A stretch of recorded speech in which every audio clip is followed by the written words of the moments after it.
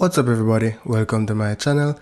In this video today, I will be sharing with you how you can cancel automatic payments in your PayPal account. So you may have signed up for some subscription or some trial services and these money are being automatically deducted from your account and you don't know where to find it or where to stop them. So in this video, I'll be sharing with you exactly how you can achieve this. So with that said, let's get right into it. So if you have been receiving automatic payments being deducted from your PayPal account like this one here and you want to remove it or you didn't remember to cancel subscription, right? What you can do is go to settings on the payments tab, scroll down to automatic payments and you'll see a list of automatic payments here. So what you can do to disable it is select the payment and then select cancel.